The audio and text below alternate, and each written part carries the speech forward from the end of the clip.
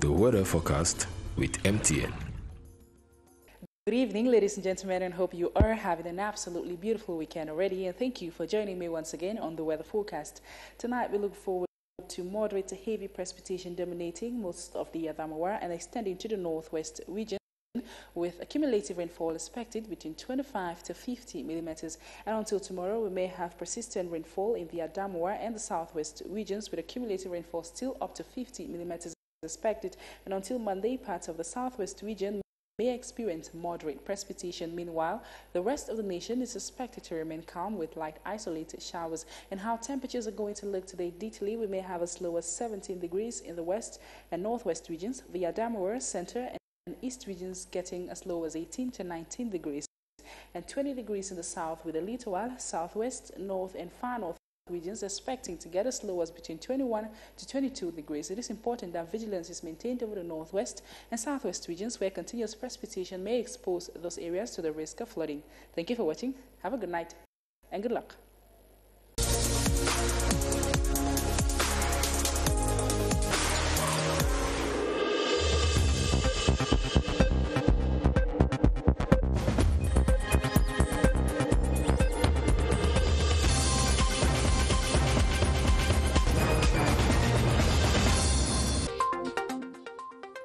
In the news tonight, the vulture hovers over the most innocent. Unknown men armed with guns and machetes entered a primary school in KUMBA and murdered several innocent kids in class studying. Many others were wounded and are begging to leave. Good evening. I am Benin Bumagana. Welcome to the 7:30 News.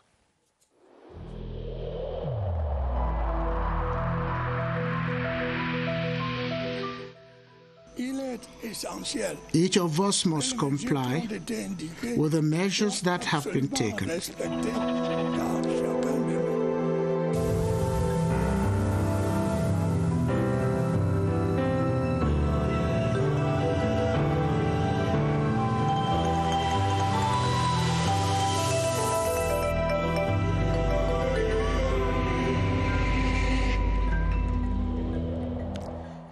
We open this newscast with this very tragic news from KUMBA, where unknown men armed with guns and machetes entered the Mother Francisca International Bilingual Academy in Fiango, KUMBA this morning and murdered several kids attending classes, and many others were wounded and are in the hospitals begging to leave. This heartbreaking news is coming at a time when many were already praising the back to school in the northwest and in the southwest regions. Let's get over to the southwest region, precisely to Meme, where we'll hear from the SDO of Meme, Chamberlain Tuo Ndong. He was speaking to us on phone and explaining exactly what happened. Let's take a listen.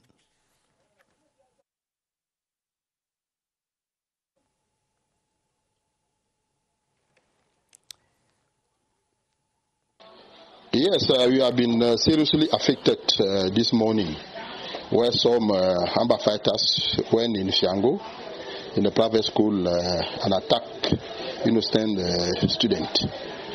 4 have been killed while waiting for the next step, but others seriously wounded. Let me seize this opportunity not only to condemn what has happened, but to tell them that we are going to do our best to shut them down and let them run. We are behind them.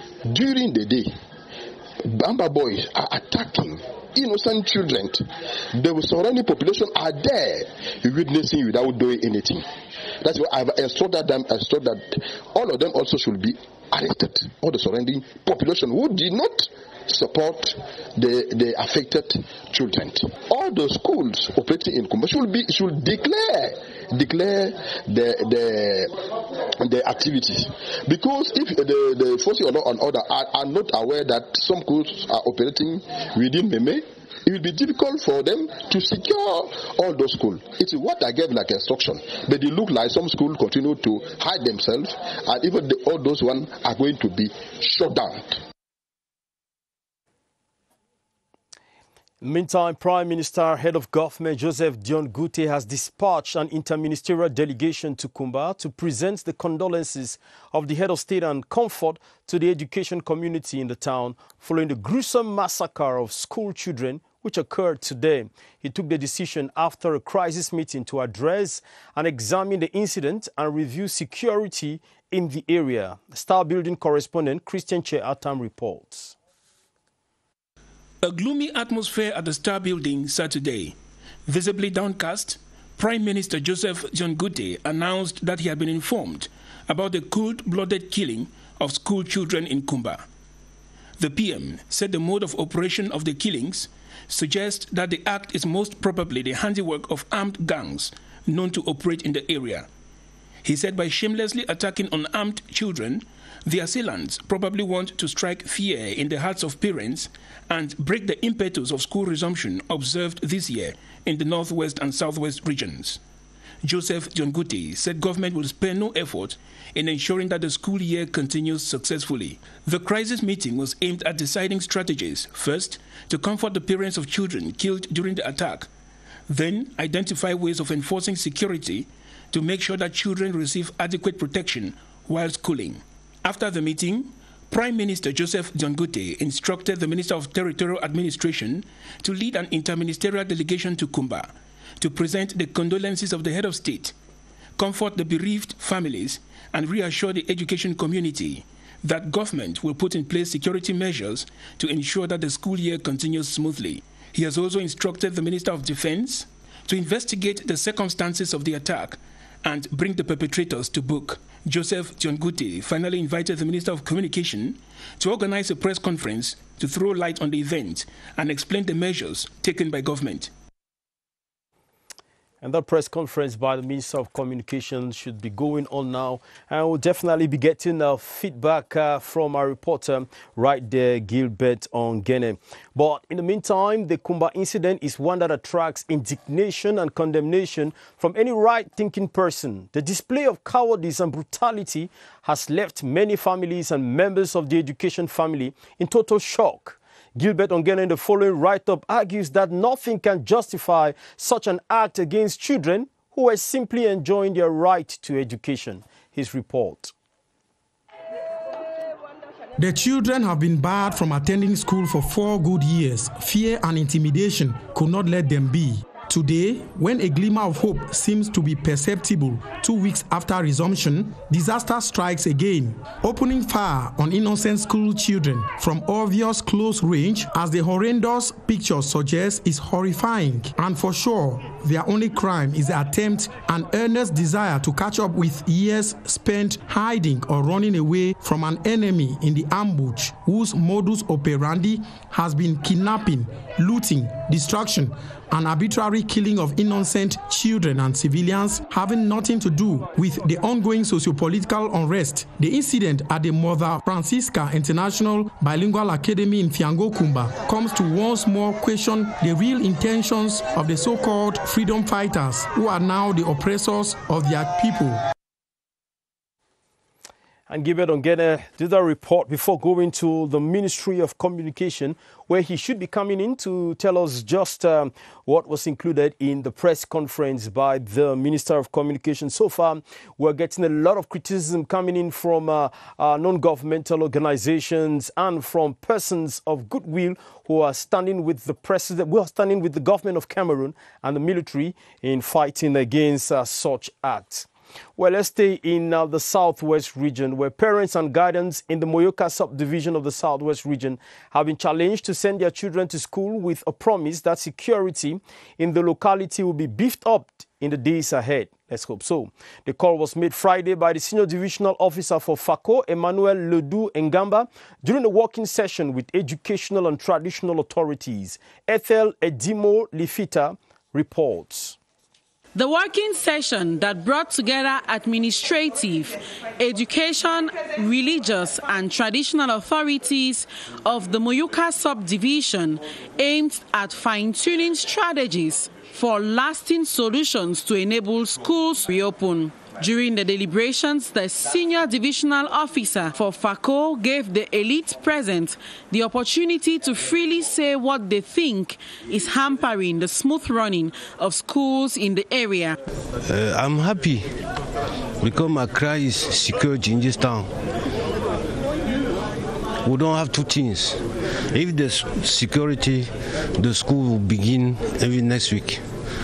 At the end of the deliberations, the SDO reassured the population that all necessary security dispositions have been taken to ensure the safety of learners, teachers, and other education authorities, as well as business operators in the area, especially those dealing in the cocoa and palm oil sectors. Students and pupils in Zwa, Wei, and Bafmeng in Menchum Division, this time in the Northwest region, have received financial and material support to see them through the academic year.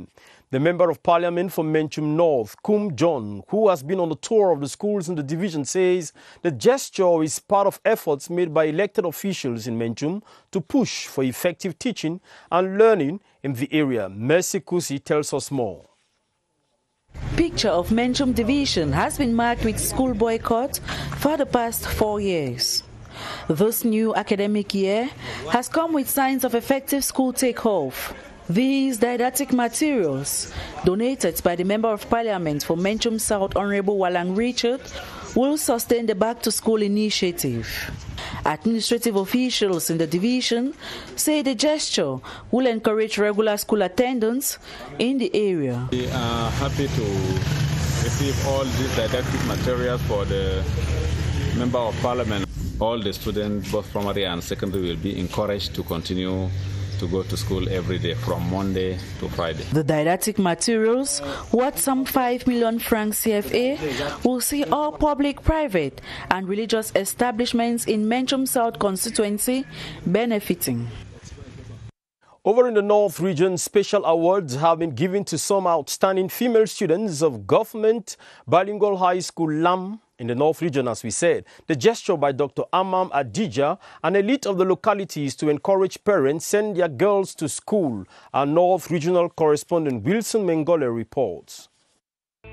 In a region where the education of the girl child was relegated to the background, nowadays, more and more girls in the North region are going to school. Dr. Amani Ajija, an elite of Lam, a locality in the North region, came with didactic material to assist girls who've been outstanding academically. I benefited myself when I was in high school of many scholarships like that from people I don't know where they came from, but from their talk, what they told us, they inspired me to go further despite the challenges. A humanitarian act, which according to school officials is a massive booster to the students who couldn't afford such items. Many girls were awarded prizes. These different prizes that were awarded to our girls in school will help them. They will get exposed to the English language because here in our school they always attempted to speak the different mother tongue. While taking rounds to address the students, the divisional officer of Figil, Ada Suratu Sureya, flanked by other elites of Lam, hammered on the necessity for parents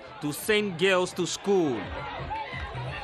Today, October 24, is World Polio Day, and it presents an opportunity to highlight global efforts towards a polio-free world. This year, the polio program has marked inspiring and important milestones as the African region was declared wild polio virus-free in August. In line with this, our reporter Alice Bay spoke to some medics to find out the criteria of declaring a country free of the wild polio virus.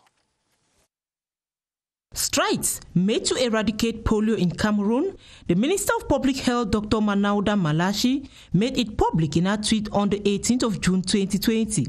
The National President for Polio Certification Commission in Cameroon says several criteria were enforced by the World Health Organization to declare Cameroon polio-free. The vaccination coverage has reached 80% as minimum all over the country. We have shown our capacity to be able to detect any paralysis due to polio. The government is taking necessary steps to maintain this statute. To continue to vaccinate all the kids within 0 and 5 years of age is absolutely sure that what is the best guarantee to avoid polio in our country is the immunity of all the kids in our country. The decision was taken during the 25th annual convention of the certification of poliomyelitis eradication in Yaoundé. The Douala International Airport has acquired new equipment for luggage and passenger management. The Minister of Transport, Jean-Ernest Massenangale-Bibe, was in Douala this afternoon to see the equipment and encourage the airport's management authority in the ongoing program to improve their service. Kishi Lawrence reports. The 43-year Douala International Airport was hard hit by the COVID-19 pandemic. The long break came at a time when the officials were working on renovating the airport and improving their services. The Minister of Transport came to see these buses, loaders and luggage tractors being part of a 4 billion francs budget for up-to-date equipment at Cameroon's airports. We are very, very proud of it, and it's the first time for us to receive such equipment. We are very, very happy for what we saw this morning. The staff have also received enough training to manage the new equipment, and they have the needed spare parts. The challenge is to be able to offer quality services to the big number of passengers who shall be streaming in for international football competitions to come. Contracts shall also be signed with expert companies to continue partnership in training and repairs. Better days ahead, therefore, for our airports. And a word in culture now. Cameroonian musicians are currently amending the status and text governing the Cameroon National Musical Arts Corporation, known by its French acronym as SONACAM. The General Assembly, which is on the way at the Yaoundé Conference Center, is termed inclusive with the objective of putting all factions on board. One of the goals is to revitalize the artist's copyright body with everyone and for everyone. While chairing the opening session of the assembly, the Minister of Arts and Culture, Ismail Bidungpat, urged the musicians to work towards achieving a strong and more inclusive SONACAM that will meet their aspirations. Some police staff of the Delegation for National Security have been equipped with up-to-date tactics on security and personnel management. This was during a workshop to evaluate the first phase of the capacity building project between the police and the German International Cooperation, GIZ. Beatrice Ngum completes that story. Capacities of the police staff were improved upon in the areas of border security, criminal investigation, forensics, and human resource management. The training is part of the African program of the GIZ that seeks to strengthen national police structures in Cameroon and in 8 other African countries. The evaluation of this first phase of the training that started in 2016 through 2019 revealed that there is need to improve and perfect the results of the first phase during the second one. Some material donation was made to the police, with the Littoral Regional Division of the police receiving a car, while the Northwest Regional Division of the Judicial Police and the Mutengene Police Training Center received equipment. The representative of the Delegate General for National Security, Police Commissioner Dominique Mbaya, lauded the initiative and said the training and material will help the Cameroon police, which is facing new security challenges, better respond to them.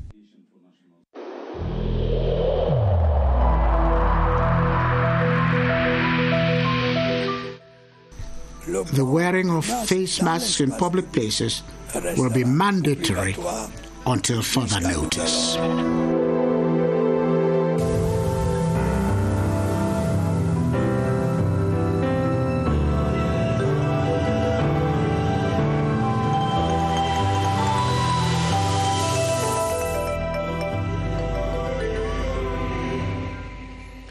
Let's talk about our fight against the coronavirus pandemic. And in a tour of the different regions, we take you to the South region of the country this Saturday for the latest updates on how health professionals in that part of the country are working to eradicate the coronavirus.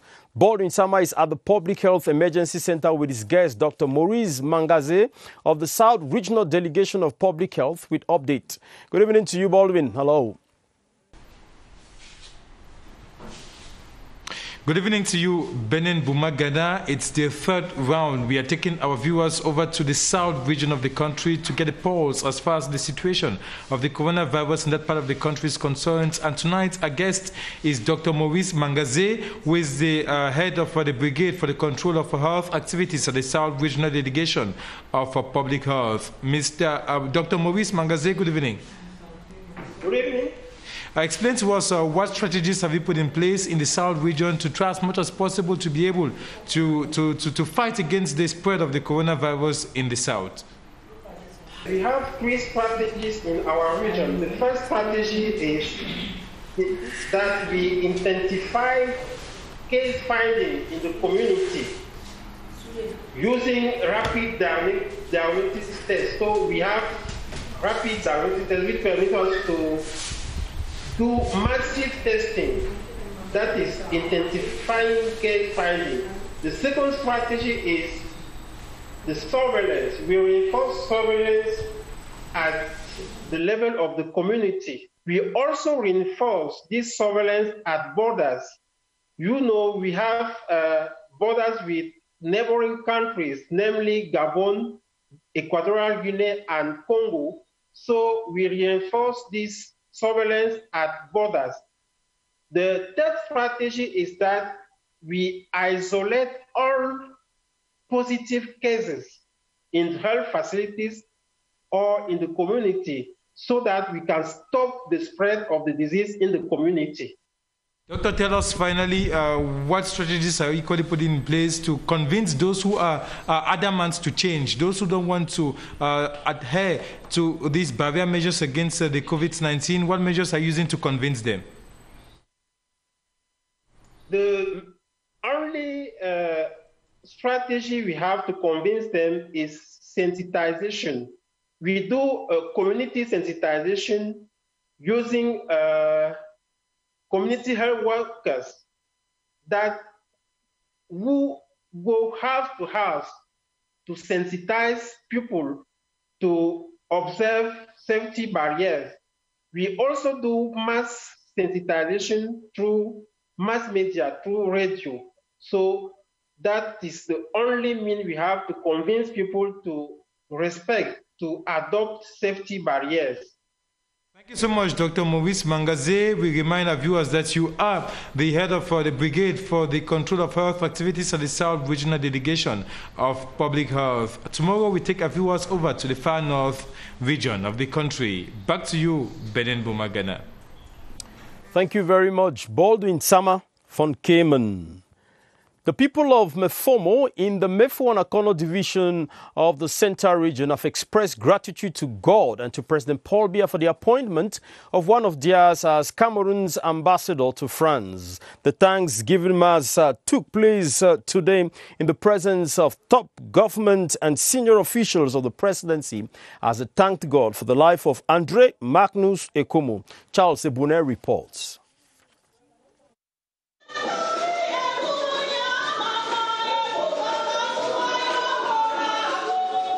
The Lord's Prayer in the most melodious form, rendered in the local language Owundo, in Mefomo, Mefo and Akono Division, Central Region of Cameroon, to honor God's hands in the life of this man, André Magnus Ekomo. I hope with this celebration, they give me more impetus to go ahead.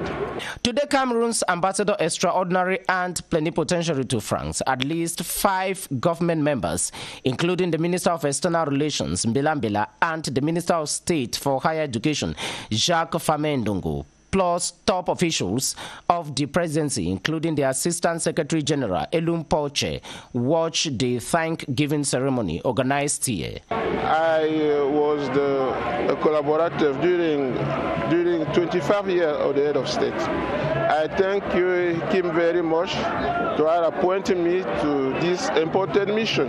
The clergy handed to the ambassadors symbols of light and team building like candles and palm tree to enable him bring Cameroonians together in France, where the degree of hatred to homeland has been very high of recent.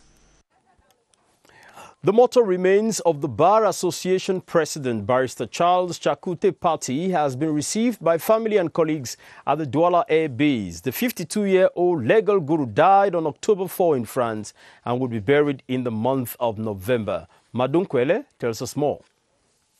All standing, dressed in their robes, lawyers of the Cameroon Bar Association paid their last respect to their president as they received his remains at the Douala Air Base. Charles Chakute Party, who ruled the Cameroon Bar for close to 2 years, died in France after a protracted illness. At this ceremony in Douala that brought together his colleagues, past Bar Council presidents and loved ones, the officiating pastor reminded all of how short man's life is here on earth, seizing the opportunity to call on everyone to repent before it's too late. It is the first time that the president of the Bar Association has died in his post of duty, a death which his colleagues say has left a vacuum in the bar. They have described him as a man of valor. Charles was a model of a lawyer, very dynamic, very humble. In fact, he's the one who tried to bring all the lawyers together. A very honest, very, very professional, patriotic, dynamic gentleman. We have lost somebody of character. After the sermon, the funeral procession forged ahead with the 52-year-old to the Douala Military Hospital, where his corpse will be kept till his burial. Thank you very much for watching this newscast. We've come to the end of this newscast where we're talking about the gruesome murder of several kids in KUMBA. The United Nations has released a statement to condemn the killing of school children today in KUMBA. And we'll be getting more of that in our subsequent newscast. We'll also receive the condemnation and reactions coming in from many persons and many known governmental organizations. Thank you very much for following. Atabadunuma will be here at 8:30. God bless you.